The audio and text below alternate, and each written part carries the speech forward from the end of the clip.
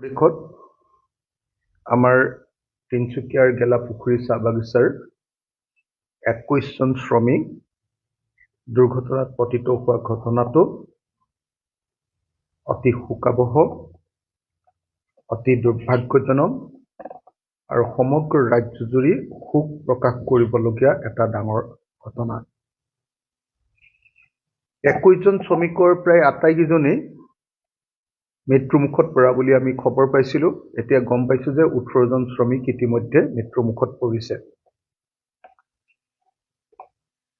18 জন শ্ৰমিক মৃত্যুমুখত পৰাৰ ঘটনাটো ইমান ডাঙৰ ঘটনা যে মই ৰাজ্য চৰকাৰক শ্ৰমিকসকলৰ মৃত্যুৰ ঘটনাৰ কাৰণে ৰাজ্যজুৰি শোক দিৱস পাতিবৰ কাৰণে অনুৰোধ জনাইছোঁ। অকল এই 18 জন শ্ৰমিক অৰুণাচল প্ৰদেশত মৃত্যু হোৱাই নাই, লগতে গোৱাতো অসমৰ 3 জন যুৱকে মৃত্যুবৰণ কৰিবলগীয়া হ'ল। গোৱাৰ যিটো আপোনাৰ কি আছিল এইটো ক্লাব এটাত, নাইট ক্লাব এটাত আমাৰ অসমৰ 3 জন শ্ৰমিকে মৃত্যুবৰণ কৰিবলগীয়া হ'ল।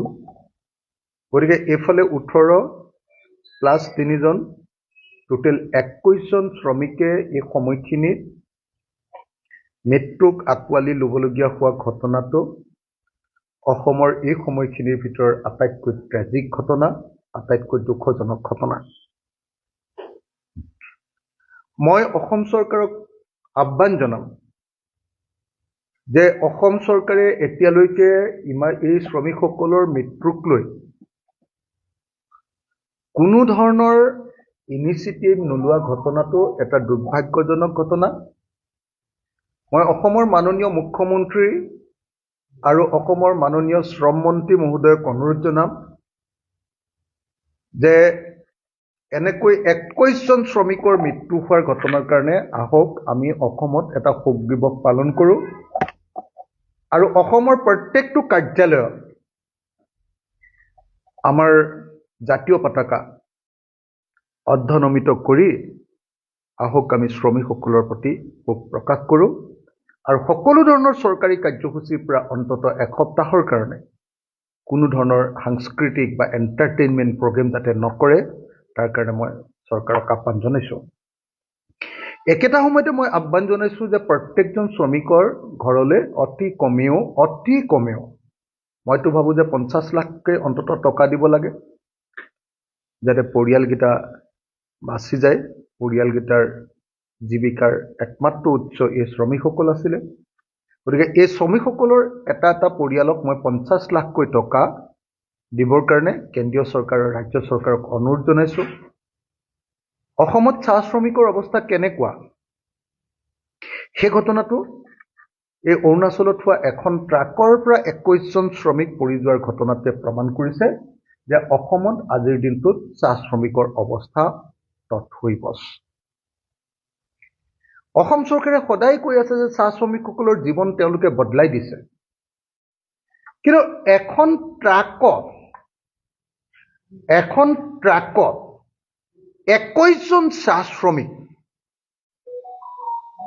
অন্য প্ৰদেশত কাম কৰিবলৈ গৈ মৃত্যু হোৱাৰ ঘটনাটোৱে প্ৰমাণ কৰিছে যে অসমত চাহ শ্ৰমিকৰ অৱস্থা বা শ্ৰমিকসকলৰ অৱস্থা সঁচাকৈ অত্যন্ত দুখজনক। আৰু এই কথাটো লুকুৱাবৰ কাৰণে ৰাজ্য চৰকাৰে এতিয়ালৈকে এই 21 জন শ্ৰমিকৰ মৃত্যুৰ ঘটনাটোক লৈ ডাউন প্লে কৰি আছে, এইটো প্ৰচাৰ হ'বলৈ দিয়া নাই।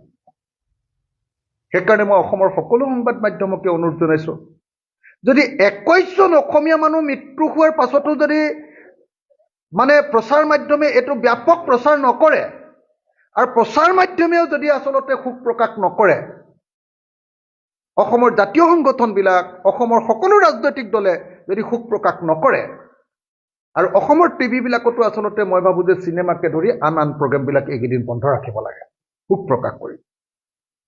আৰু অসম চৰকাৰক মই এই মুহূৰ্তত সকলোকে জাতীয় পতাকা অন্ততঃ 2 দিন বা এদিন অৰ্ধনমিত কৰি আৰু সকলো ধৰণৰ ফূৰ্তিৰ ধেমালিৰ এণ্টাৰটেইনমেণ্টৰ প্ৰগ্ৰেম সকলো চৰকাৰী কাৰ্যসূচীৰ পৰা বন্ধ কৰি আৰু অসমৰ মুখ্যমন্ত্ৰীয়ে শ্ৰমিকবিলাকৰ ঘৰলৈ গৈ তেওঁলোকক ক্ষতিপূৰণৰ 50 লাখ কোটি টকা দিবৰ কাৰণে মই আহ্বান জনাইছোঁ যাতে সঁচাকৈ অসমত এই দৰিদ্ৰ পীড়িত শ্ৰমিকসকল বিশেষভাৱে চাহ শ্ৰমিকসকলৰ অৱস্থা অত্যন্ত বেয়া গতিকে এই চাহ শ্ৰমিকসকলৰ এই বিপদৰ সময়ত যাতে অসমৰ মুখ্যমন্ত্ৰী থাকে তাৰ কাৰণে মই আহ্বান